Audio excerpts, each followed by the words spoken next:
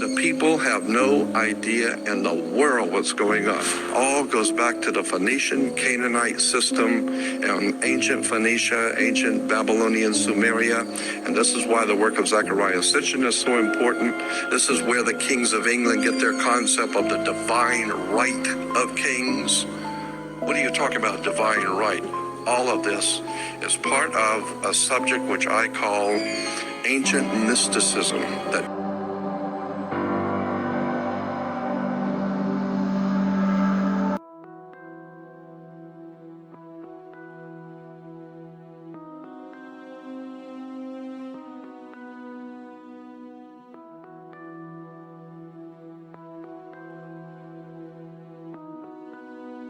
once you begin to see how words and terms and symbols are used, and the powers that be in this world have set up a world of symbols and emblems and terms and catchphrases. Once you understand how this system works, for the first time, the world opens up to you. All of it is right in front of you. But if you don't understand what the words are, what the words mean, you're never going to figure out how this stuff works. There's a very sinister, frightening, interesting symbolism that has been imposed upon this country, and the people have no idea in the world what's going on. And I will guarantee you, no matter how educated you might think you are, I will guarantee you, you have no idea in the world how the world actually works. You need to understand that when even on your check, when you're writing a check, the place where you put your name on a check, look at that line, what you're signing on, and get a magnifying glass, and you will find that's not a solid line to sign your name on. That is written. It's a typewritten sentence that's been honed down to microscopic size. Get a magnifying glass and read on a check what is said where you sign your name. I have discovered many years ago that words and magical systems dominate the world that we live in. There is, in point of fact, a magical matrix at work. I've always been interested in the occult. Occult is simply a word meaning hidden. And so much of our powers in this world and the way things work are hidden. And the more one looks at this subject of how the world actually works, you begin to see that there's a magical system. And I'm telling you, there really is a magical system dominating the world of the Western civilization. And for 1,000 years before the Roman Empire existed in Northern Europe, basically Western Europe, there was a magical priesthood called the Druids. And the Druids still even exist to this day. And it was a very legitimate political, social, educational, religious institution dominating Europe for thousands of years. And they were referred to as the Druids. They were actually from the Phoenician Canaanite system in the Middle East. The Phoenician Canaanites formed the basis for the ancient Druidic system, and that's even older. But in the ancient Druidic system, there were many powerful symbols and emblems. One of the most interesting symbols in Druidism was a magic wand, like Merlin the magician with his magic wand. Magic wands were always made out of the wood of a holly tree. It was made out of hollywood. And we're still seeing the magic of the wood of the holly tree. Hollywood, motion pictures, television. And once you begin to see the symbols and realize that the symbols for the national coats of arms for countries, the flags, the seals, the presidential seals, the emblems for the logos and emblems on corporations, especially the corporate emblems for motion pictures and television companies like Columbia Broadcasting System. CBS has the eye. The Colombian system goes back to the Colombian faction of the Illuminati back in the early 1700s, not the late 1700s. And you begin to see why space shuttle is called Columbia. You have Columbia University, Columbia Pictures, Columbia Broadcasting. Columbia is a very interesting word, and it's connected to the Jesuits. Once you begin to see how words and terms and symbols are used, and of course symbols are extraordinarily important in world affairs, all of a sudden it opens up, as I said, a whole new perspective on how stuff is happening. Let me give you an example of how words, my friend William Henry says you put an S in front of the word word and it becomes swords. The words are swords. They are cutting things. Humans are word responsive creatures. We respond to people's words. When you begin to see how words are used, let me give you an example of the magic. Why do you have to go to court? You go to court because you play basketball on a court. You play tennis on a court. How do you play tennis on a court? You play with a racket. Why? Because the people that develop it know it's a racket. That's where we get the term. Consequently, you need to understand that the words which are used by the systems under which we live are not by chance.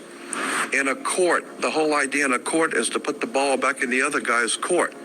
So this team of attorneys, they stand up and throw the ball back at the other team. Now the ball's in their court.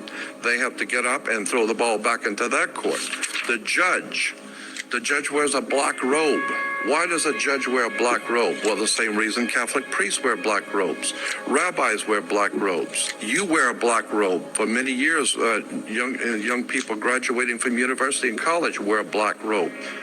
What's this stuff with a black robe? Let me give you an example of how this stuff works, and it's a very quick example. There are two basic kinds of law under the law of magic. There are two kinds of laws that govern the earth. One is called the law of the land, L-A-N-D. And we've heard that term, law of the land. Why do you use that term, the law of the land? Because that's where people live, is on land. But there's an opposing law which is far more important, far, far more powerful. It is called the law of water. It was developed under the old Druidic system in Europe, which can trace its history back through the Roman Empire, through the Vatican, and ultimately back to the Phoenician Canaanites in the Middle East. What we today call Phoenicia, Cana, was called back what we call today Israel and Lebanon. Syria, that was called Phoenicia, Cana. And the Phoenician Canaanites, so the very word Cana, which we've all heard in relation to the Bible, Cana is a Phoenician word meaning bankers, merchant bankers. Well, the Phoenician Canaanites set up a system of merchant banking and had their Phoenician Canaanite symbols and words connected to their societies, their banking societies. We're talking about in the Middle East. And then through the Greece and ultimately through Rome and then into Britannia and ultimately into this country comes an ancient Druidic Phoenician Canaanite magical system of finance, education, and all of it is right in front of you. But if you don't understand what the words are and what the words mean, you're never going to figure out how this stuff works. We all have a cursory understanding of what we think is going on. That's not it. You need to understand that when even on your check, when you're writing a check, the place where you put your name on a check, look at that line, what you're signing on, and get a magnifying glass, and you will find that's not a solid line to sign your name on. That is written. It's a typed written sentence. You will find that's not a solid line to sign your name on. That is written. It's a typed written sentence. This man's name is Jeffrey Bezos. Jeffrey is widely known for his success in his creation of a $2 trillion company from just a measly $250,000 investment made by his parents. But Jeffrey has a secret. What is not widely known about Jeffrey is that his grandfather is Lawrence P. Guise. Lawrence P. Guise helped form the Pentagon's super-secret Advanced Research Project, ARPA, in 1958. In later years, that agency was renamed to DARPA. DARPA is responsible for the development of the internet and spurred breakthroughs in high-speed networking, voice recognition, and internet searches. And then coincidentally, what one can only perceive as a passing of the torch ritual, 1 year before Lawrence P. Guy's unalived in 1995, Bezos founded Amazon in the garage of his Bellevue, Washington home. They know that we root for the underdog, so they prey on our weakness. They know that we root for the underdog, so they prey on our weakness. So the very first time when I was working with this producer, we were working on my first album to get me shopped to get a major deal. And we were taking a break from recording this album, and he took me around the studio.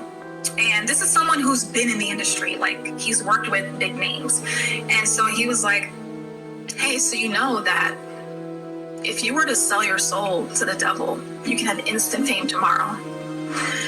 And wait, when who said that? I really don't want to say his name. Oh, but it was a producer I was working with. Yes, a music producer I was working with. He actually said those words. He actually said those words, and he took me away from like my team. So he had me by myself. So it was like a whole lot happened in that moment. Like discernment happened in that moment for me that I never really experienced before. It was almost like he made a mistake in his career, and he was using me to try to get to where he really wanted to be, but he didn't want to sell his soul. So he's like, but if you sell your soul, we can go high. And it was like, in that moment, I received all this knowledge and a huge, just, what I can explain was like something fell on me. And I fell to the ground where I could not stand. And I started weeping and crying out to the Lord saying, forgive me, because I wasn't living right. And so when he said that, it was almost like, what have I done? How deep am I in this disobedience place? So I fell on the floor and I started, just crying out and saying, Lord, forgive me. I don't want to do anything without you. Like, the true nature of who I am. Like, I wanted him to forgive me. And after that whole thing, I look up and the man was sitting on the, it's like he fell, I guess, because he was sitting weird and his head was down as I was praying and crying out to God in front of this man. I did not care because the conviction behind his words really hit me. That was Satanism. It's working. We can be a pact. We came out so well. No, it's really dealing with, you're told certain things as you grow up, and I'm a big believer, and you have to try things on yourself and really figure out who you are and what works for you. Get a magnifying glass and read on a check what is said where you sign your name. That's why the attorneys tell you better check the small print. The small print is ultra small. Where you sign your name on a check is saying something. Go back and read it.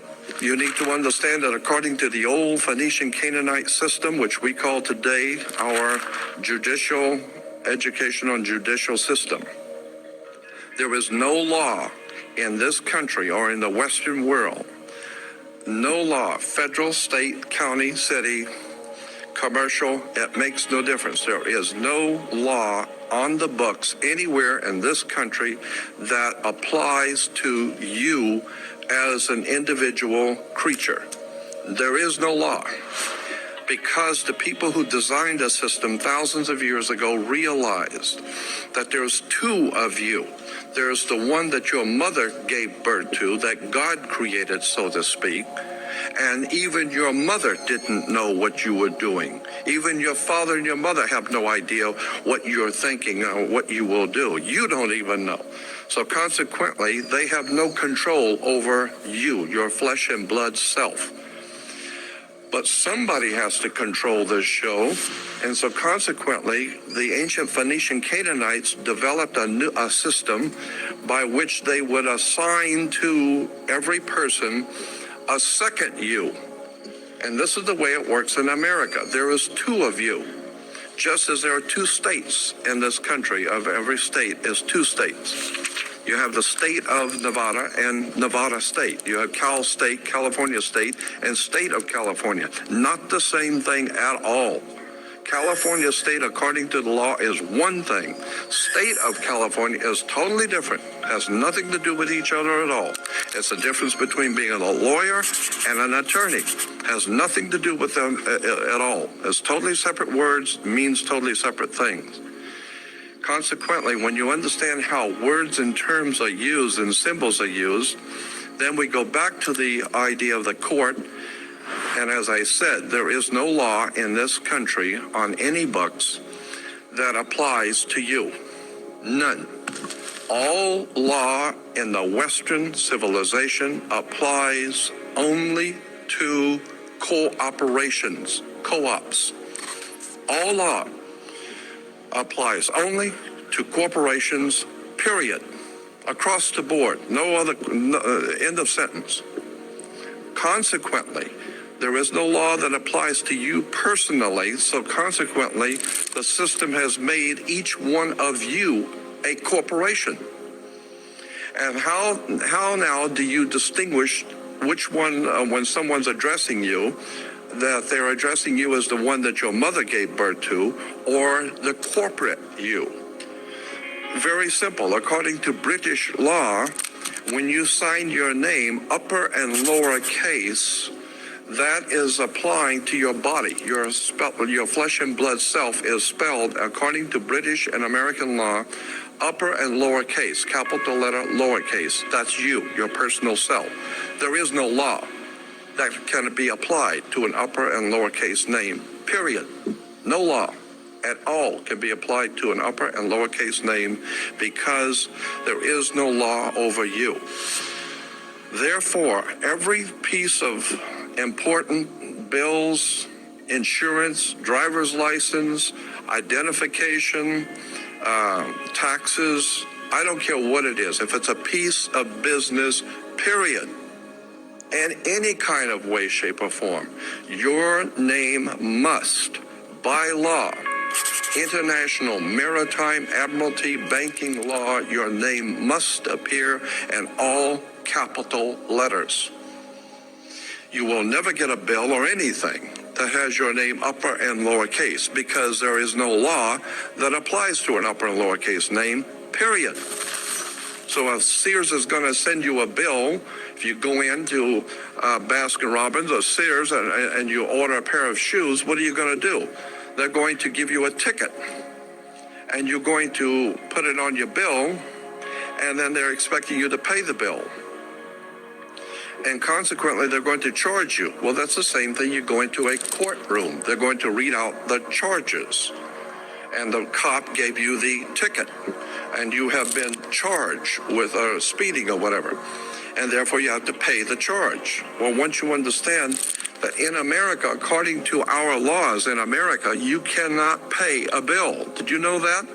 According to international banking law, Americans cannot pay a bill. So when you say, well, I got to pay this, I'll pay that bill, well, that's a term that we use. But in point of fact, lawfully, you cannot pay a bill. You can discharge a debt. You cannot pay a bill. So consequently, you need to understand, what do you mean discharge a debt? Now it gets back to the court again. Now it gets back to the symbols and emblems of why the judge wears a black robe. It has to do with the planet Saturn. Saturn is the god that inhibits. He's the inhibitor and the law god, the god of law who inhibits, who holds back. He holds back everything and teaches you a lesson the hard way. Saturn.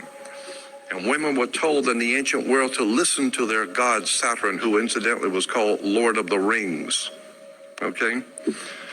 And consequently, they're still making movies in Hollywood on Lord of the Rings, the planet Saturn. Women were told to listen to their god, the Lord of the Rings, so they were wearing an ear ring. Men were to get married before Saturn, their god, so they would wear a wedding ring. Consequently, the king would be crowned before Saturn. Saturn would be the round crown of the corona, the ring. Saturn, the god who is the inhibitor, the god of occult law, the mystical god Saturn, Lord of the Rings, who is in charge of and controls all occult law in the universe. This is why today we know that Saturn was referred to as El.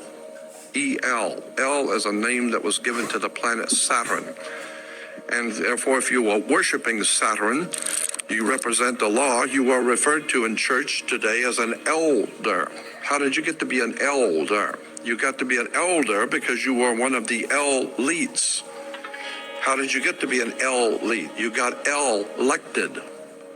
Because through elections, all of our system is based on occult, mystical words and terms going back to the planet Saturn, going back to the Phoenician Canaanite system of banking.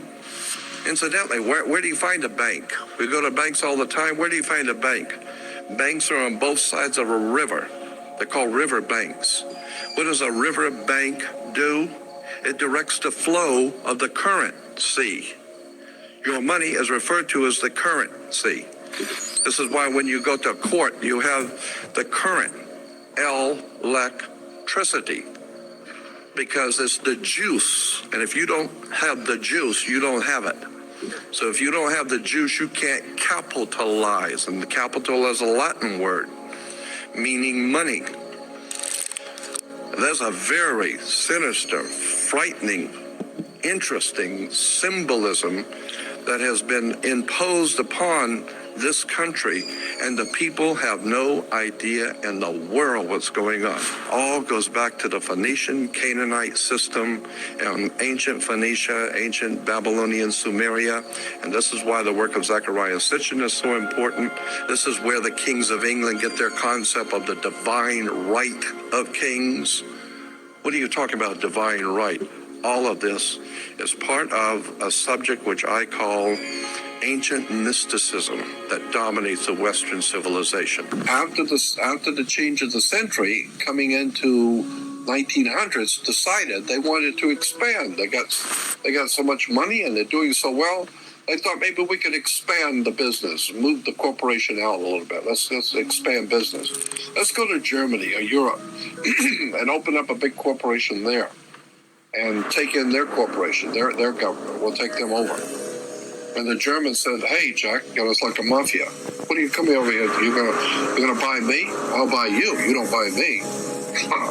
Like the Godfather movie. And the Germans said, "Hey, Jack, it's like a mafia. What are you coming over here? You're gonna buy me? I'll buy you. You don't buy me." Like the Godfather movie. Maybe a lot of people would say, "Hey, man, this is what it is. I reached my goal, my dream, my life is me." I thank God. It's got to be more than this. I mean, this can't be what it's all cracked up to be. I mean, I've done it. I'm 27, and what else is there for me? I'd wake up and I think, why did I wake up this morning? This is coming from a man who had everything: money, fame, glory, titles, a wife, a family, kids, everything. But I felt as if I had nothing. I felt there was an empty, gaping hole that was just filled with gloom and doom, and it just was one bad thing happened to me after another. And it wasn't until after the Klitschko fight, a very massive high, then I had to have a even worse low, lowest low that anything could ever have. You know, I've learned a lot from my wife over the years. She's so about the power of intention, and believing things that are really going to happen. And she always makes a little altar for me at the game, because she just wills it so much. Always makes a little altar for me at the game, because she just wills it so much. And so she put together a little altar for me that I could bring with pictures of my kids, and I have these little special stones and healing stones and protection stones, and she has me wear a necklace and take these drops she makes, and I say all these mantras. And I stopped questioning her a long time ago. I did. I just shut up and listened. And at first I was like, this is kind of crazy. And then about 4 years ago, we were playing the Seahawks, and she said, "You better listen to me. This is your year, but this is all the things you're going to have to do to win." And I did all those things, and by God, it worked. It was pretty good. And then in 2015, it was about early January, and she said, "You know how much I love you?" And I said, "Yeah." And she said, "I just want to let you know this is not going to be your year." And of course, we lost. I said, "What does 16 look like?" And she said, 16 is going to be your year. So it was early January this year, and I said, "Babe, asking, do we have a chance?" And she said, "Yeah, but you're going to have to do a lot of work, and you're really going to have to listen to me." So, man, listen to her. And right after the game, she said, see, I did a lot of work. You do your work, I do mine. She said, you're lucky you married a witch. She said, you're lucky you married a witch. I'm just a good witch.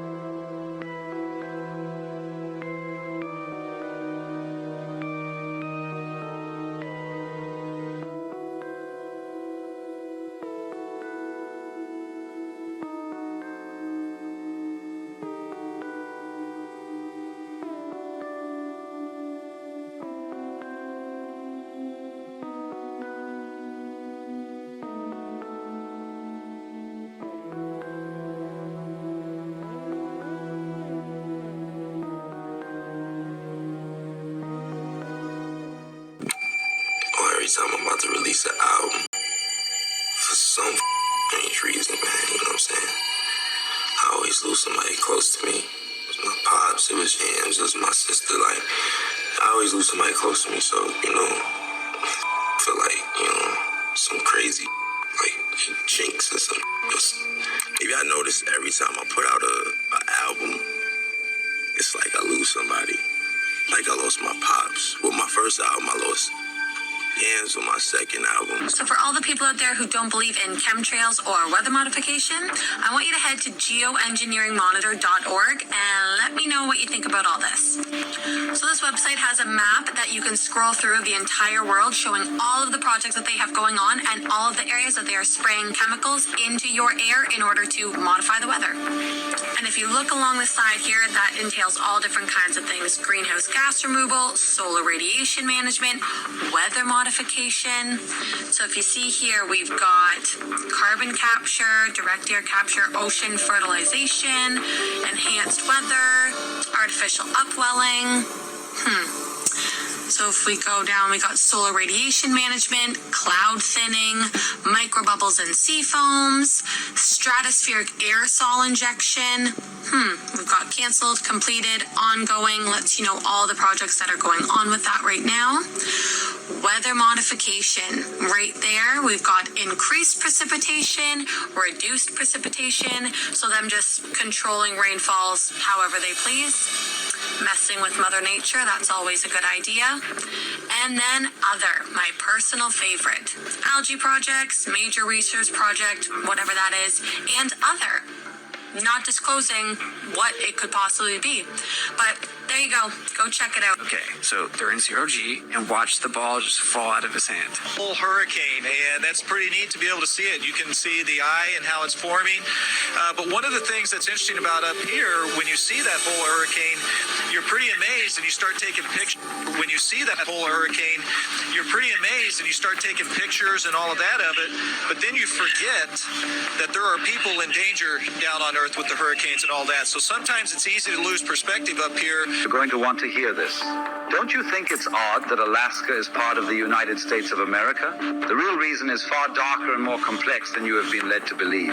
Deep within Alaska, there is a black pyramid, an ancient structure that is buried beneath the ground, emitting powerful energy. In 1992, an earthquake in China revealed this pyramid near Mount McKinley. This discovery was picked up by spy satellites, revealing its location to external nations. Indigenous Alaskan tribes also speak of a powerful sacred structure which fits the exact same description as the structure captured on the satellite. But it gets even crazier. According to ancient scripts, the Black Pyramid is part of a global network of ancient energy generators. These pyramids were scattered around the world by a civilization that used to walk with the gods. The purpose was to harness and distribute energy across the world. The same network includes the Great Pyramid of Giza. Since the founding of the United States, extra effort was placed into colonizing Alaska with the aim to reverse engineer the pyramid's technology for modern use. You heard about the 2045 Initiative, a non-profit organization with hopes of extending the human lifespan using artificial intelligence. Started by Russian billionaire Dmitry Iskov. He claims he can make all humans immortal. They have 4 major milestones in their plan. Number 1 was to create a remote control avatar. 2 was to ensure that the human brain could be transferred into that avatar at the time of a person's. Number 3 was to ensure that consciousness and personality could be uploaded to the avatar at the time of a person. Number 4 gets rid of the physical body. They hope the human race can live on in holographic form.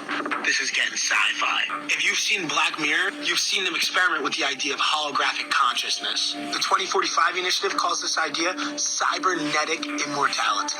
Billionaires like Jeff Bezos have funded similar ideas. Artificial humanoid avatars, brain-computer interfaces. What do you guys think about immortal life? Do you think that could help us get to the 5? Well, let's see how long it takes you to find me. Thank you very much. Let's go. 被追溯到说，出现每一张脸都可以对应说他的身份证，以及他所经过，比方说在过去1周，我们回溯他的行进路程，我们也做了像人和车的匹配，那同时在人上匹配还包括亲属关系匹配，然后是你经常接触人员之间匹配，就是当摄像机布到就或者我们传感器布到一定密度的时候，其实我们会经常知道你跟谁今天在一起。Well, here we are then. I just got out of the car, close to the city centre, and for the purposes of this exercise, the plan is for me to start walking in the direction of the bus station. My image has already been flagged to the authorities as a suspect, and in theory, it should only be a matter of time. 有没有通过以后？哎，对，就是这嘞，就是这嘞。不是他对吧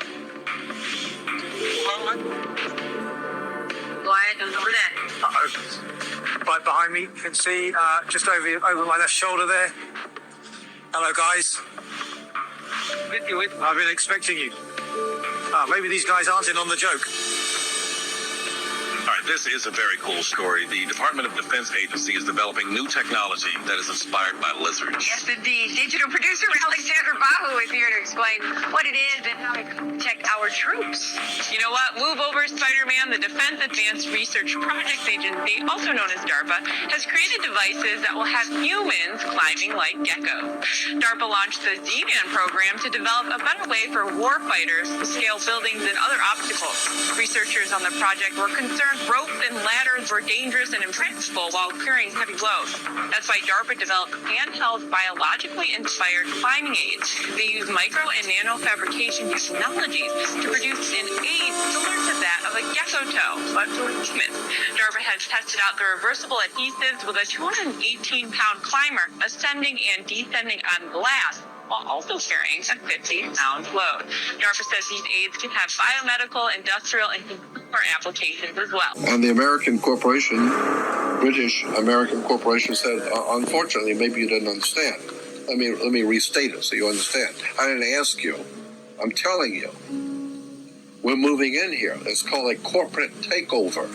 And so there was a hostile corporate takeover where the American corporation decided they want to go take over in Europe and they didn't want to be taken over. Well, it's too bad.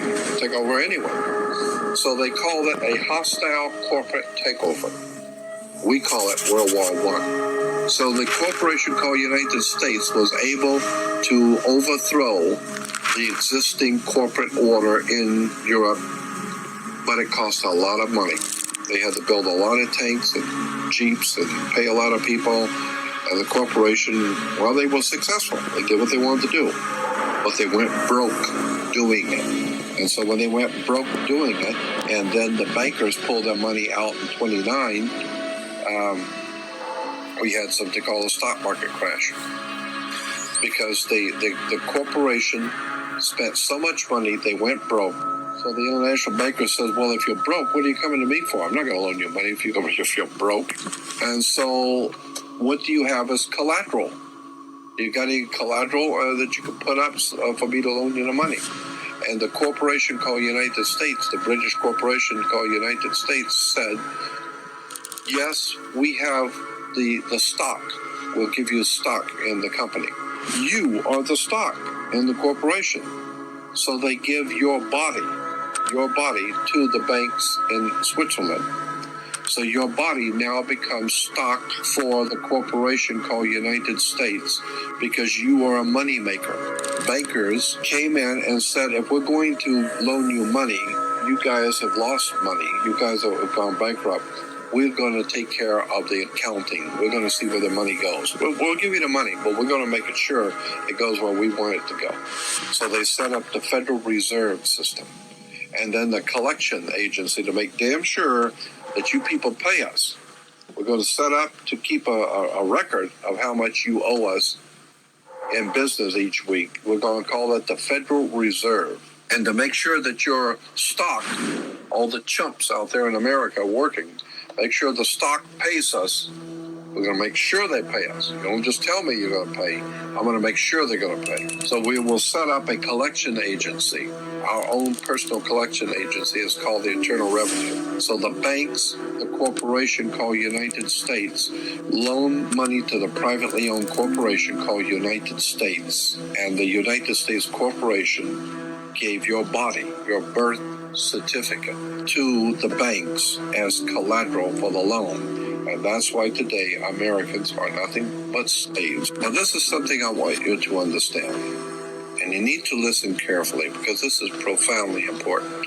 Most people have never heard this and don't even understand what I'm trying to say. So try and follow what I'm going to tell you. There are two kinds of law on the earth, as I've said. One is called civil law, which is the law of the land, and one is called maritime admiralty, which is called the law of water. Maritime admiralty is banking law. And the law on the maritime admiralty says that you, because you came out of your mother's water, are a maritime admiralty product. This is why the ship is sitting in its berth and is tied to the dock, and the captain has to give a certificate of manifest to the port authorities because money is changing hands.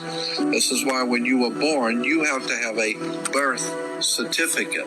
It's got to be signed by the dock because that's where the ship is tied to, is the dock. So the dock signs your birth certificate. Why? Because you came down out of your mother's water. You came down her birth canal. You are a maritime admiralty product. And therefore, your birth certificate is signed by your mother. And where your mother signed on the birth certificate, get it, you will see it does not say parent or mother, it says informant. Your mother was informing the bank that she has just produced another product to be bought and sold. England, the British Crown, through international banking, owns your physical body. And that's the law. You can think it's funny all you want. So the bottom line is that you are a maritime admiralty product. And on the back of the Social Security card will be numbers in red. On the front will be in blue or black, but on the back will be in red. The numbers on the back of a Social Security card in red designate your body. It is the serial number of your stock. And this is why if you're wealthy, you are preferred stock. If you're poor, you are common stock. But you are a stock on the stock market. Your body is bought and sold through the use of your birth certificate. And if you could get your original birth certificate back, you would find that on the back of the birth certificate are all the banks around the world. All over the world, banks have used your birth certificate because you are a stock in a maritime admiralty banking scheme where you make money for banks. So consequently, the corporation and government and people who want to control you, they create a second you. And that second you that they control, that they created, is all capital letters. Check it out. Anytime you get a bill, get a lawsuit, you get a fine, a ticket, somebody sends you a bill from the Department of Water and Power, check it out on your driver's license, on your Social Security card, on your insurance cards. Anything having to do with business, your name will always be in all capital letters because only all capital letters can be dealt with by banks and government. Anytime you have a name upper and lowercase, that applies to you. I got no control over you. You sign a contract in which your name is in all capital letters, now I can take you to court. Now I can take you. As a matter of fact, the judge sits on the bench. He rules from the bench. The word bench in Latin is a bank. Look it up in a Latin dictionary. So the judge rules from the bench. Right, because he's ruling for the bank. Why? Because somebody's going to pay. It's just a game here. The Queen of England wants a cut of the American blood. She wants a piece. Because somebody's going to pay, and the money's going to go where? Into a bank. That's right. The judge rules for the bank. So consequently, if you are working in California making money, you are then referred to as a franchisee. You're a franchisee of a foreign corporation. 1849 Constitution of California says, no California citizen will ever pay taxes in California state. Ever. There will never be a state tax in California. Ever. That's the Constitution of California. But if you say that you're a United States citizen, you're saying you work for a privately owned corporation called United States. Therefore, you are a franchisee of a foreign corporation. Therefore, you must pay the California Franchise Tax Board, not California State Tax Board. There is no state tax in California. You pay the California Franchise Tax Board because you're a franchisee of a foreign corporation under maritime banking law, international law. You work for the Queen of England. Your butt is owned by the Queen of England in a corporation called United States, while a man called Bush is the president of the British corporation. You need to wake up and find out how this stuff really works. Because once you understand that you don't need to submit yourself as an American to a British commercial venture called courts. You're an American. You don't need to go to court. You only go to court because you agreed to go to court. When they send you a subpoena to court or a summons to court, or they've sent you something, you look at it and say, hey, Jack, that's not me. That's in all capital letters. All capital letters is a corporation. It's a corpse. It's dead. Do I look like I'm dead to you? No, I'm an American, Jack. I ain't dead. And besides, I'll go to an American system for justice. I don't need no British Grand Lodge Masonic system called courts. This British Grand Lodge Freemasonic system called Inns of Court comes out of England. And it has manipulated, exploited, and lied to the people. And everybody in America thinks they got to go to court. Oh, the judge is, they've sent me something that I've got to go to court. I don't go to anybody's court. I'm an American. I don't need to go to court. That's the difference between being a free man and a slave. That's the difference between being a free man and a slave. Why do you still do it? Why are you still out here? Well, it goes back to the destiny thing. I made a bargain with it, a long time ago, and I'm holding up my end. What was your bargain? To get where I am now. Should I ask who you made the bargain with? with the chief commander. On this earth? And this earth, and then in a world we can't see. And this earth, and then in a world we can't see.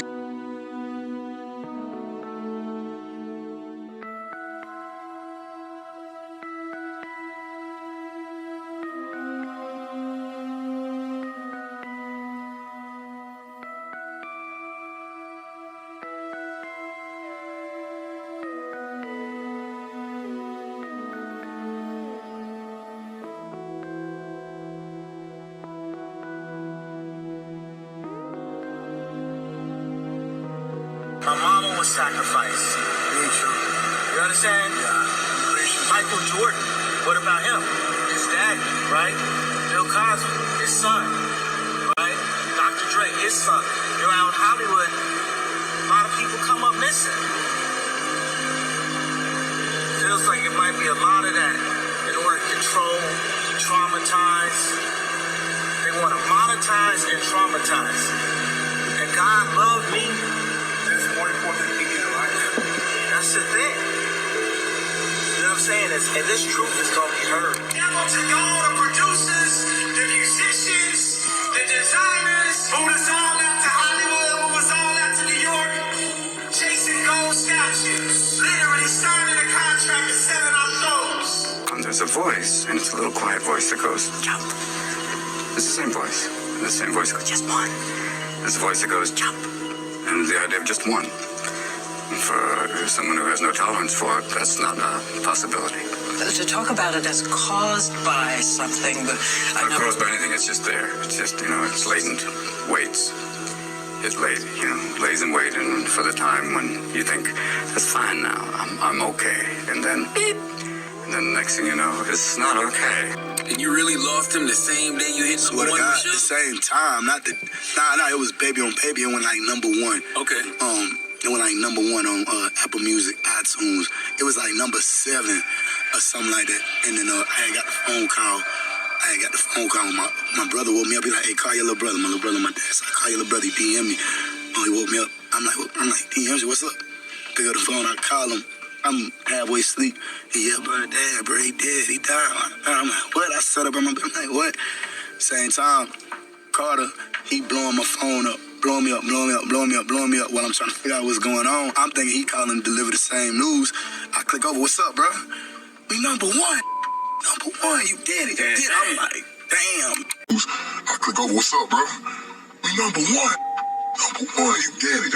I'm like, damn. It's a project first dreamed up by the military to get information from the battlefield. They call it smart dust, and the new technology may soon make it possible to keep track of anything, anywhere, including you. The nanoparticles are designed to go under the radar of the immune system. And so they are undetected in the body. We have computing everywhere. We have connectivity everywhere. We have infrastructure that can compute those with new capabilities like AI. If you have enough data and you have enough computing power, you can understand people better than they understand themselves, and then you can manipulate them in ways which were previously impossible. Transhumanism is a growing movement that aims to use technology to modify our bodies, sometimes in radical ways to make them stronger, faster, and... Okay, all day today, it's about 1 in the afternoon. Skies have been crystal clear. Okay, crystal clear. Planes flying across the sky all day long. But now, all of a sudden, what you're about to witness, okay, they all are starting to come now. Crisscross applesauce, all up in here. You're going to see what's going to happen to these crystal clear blue skies, okay? Remember, planes have been flying all day. And then all of a sudden, these guys. Wait, that's kind of weird. It's getting a little hazy 2 hours later. It's like, why wasn't it hazy earlier with all the planes flying, and now it's hazy? Because the temperature hasn't changed. There it is, at the end of the day. Southern evening. Oh. Breathe it in. In 2006, a leaked document revealed that in a nondescript building in San Francisco, behind this random yellow door labeled 641A, the NSA had set up this harmless-looking box that tapped into the fiber optic cables that traversed the Pacific Ocean into Asia. The phone company AT&T had agreed to let them siphon off the traffic that was moving through their cables. This is the greatest hemorrhaging of legitimate American secrets in the history of the Republic. And that is what we have been looking through. I mean, there's a lot more documents, but we sifted through and found the documents that show us that it wasn't just one cable in San Francisco being tapped. Off Yahoo, Google, Facebook. Paltalk? What the hell is Paltalk? Who knows, but the NSA was tapping their cables. Next one's going to be a little bit weird. You may even pause the video to want to Google this to say, this can't be right. In 1951, the U.S. enacted the Invention Secrecy Act. What is that? Allows the government to legally classify and keep certain inventions secret if deemed a threat to national economy or security. What could be a threat to national economy? If you're able to figure something out that's 220 miles per gallon, you think it affects the oil industry a little bit? Maybe. Inventions under a secrecy order cannot be discussed, exported, or sold outside of military channels. Violations of secrecy order can result in imprisonment for the inventor. Over 6,000 patents today are kept by the U.S. government in secret. They didn't allow the people to go out there and sell it. I wonder what those 6,000 patents are. A lot of people want to be like, when you become a president, I want to go to Area 51. Good idea of sort of roughly what it's doing. But as soon as it gets really complicated, we don't actually know what's going on any more than we know what's going on in your brain. What do you mean we don't know exactly how it works? It was designed by people. No, it wasn't. What we did was we designed the learning algorithm. That's a bit like designing the principle of evolution. But when this learning algorithm then interacts with data, it produces complicated neural networks that are good at doing things, but we don't really understand exactly how they do those things. Remember when Elon said AI is like summoning the demon? I mean, with artificial intelligence, we are summoning the demon. You know those stories where there's a guy with the pentagram and the holy water, and he's like, yeah, he's sure he can control the demon. Doesn't work out. Now that's creepy in itself because the guy already knows so much about the AI and the future of AI. But then I started to think about how fast AI has progressed. I mean, it really started with ChatGPT. It would help us think and do tasks. But now it's starting to replace our partners. Well, it's for a software engineering role, but I just need to know, do I look presentable, professional? You definitely have the I've been coding all thing. Now it's starting to replace, I just posted a video on it, prisons where they implement the crime of the criminal into their head as punishment. It seems like AI can replace anything. Now, what if AI's final destination is to replace God or literally summon demons like Elon said? Now, let's not get that crazy, but think about it. If AI can replace anything, and if technology can do everything, why would we need anything else? I'm confident this will never happen because God runs this world, and if he is for us, then who can be against us? And technology can't even come close to the things he can do. God runs this world, and if he is for us, then who can be against us? And technology can't even come close to the things he can do.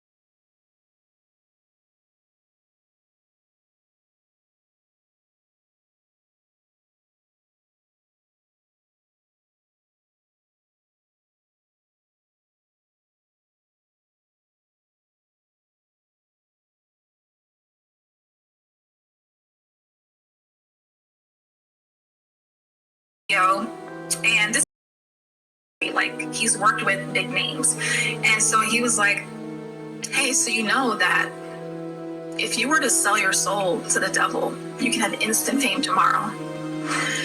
And wait, when who said that? I really don't want to say his name. Oh, but it was a producer I was working with. Yes, a music producer I was working with. He actually said those words. He actually said those words. And he took me.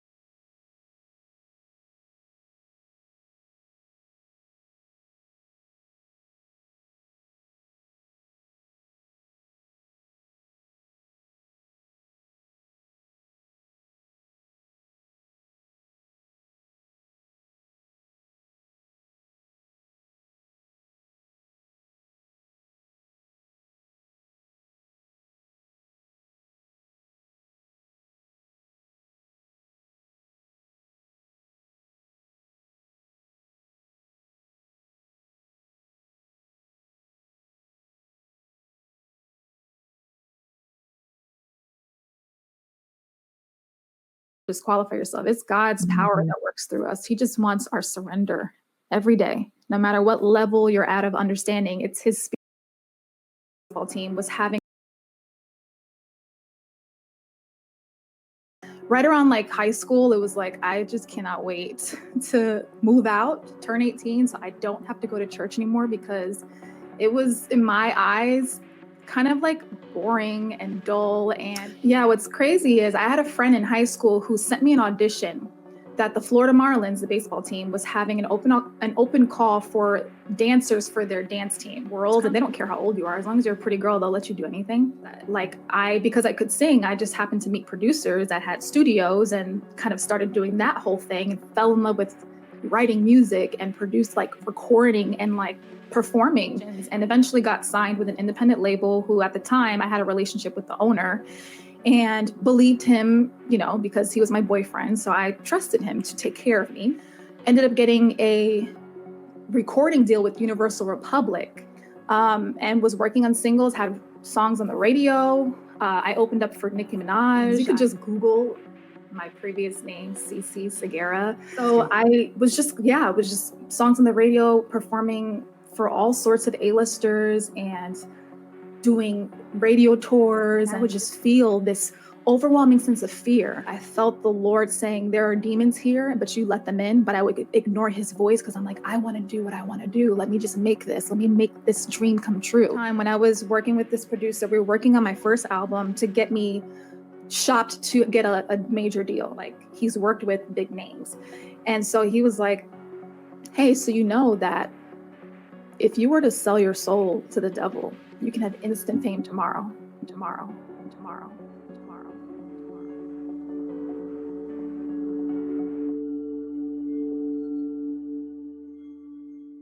Hi, welcome to Touching the Afterlife. Today I have with me Christina. Christina has an amazing story and I can't wait for you to hear. So Christina, thank you so much for being here today. Thank you, Julie, for having me. So can you just share with us your incredible story, but where did it all start? Oh man, so as we spoke briefly, I was brought up in church. Literally, Sundays we're in church from about 9 a.m. to 6 p.m. And my parents both served in church. Like, my mom was an usher. Disqualify yourself. It's God's power that works through us. He just wants our surrender every day, no matter what level you're at.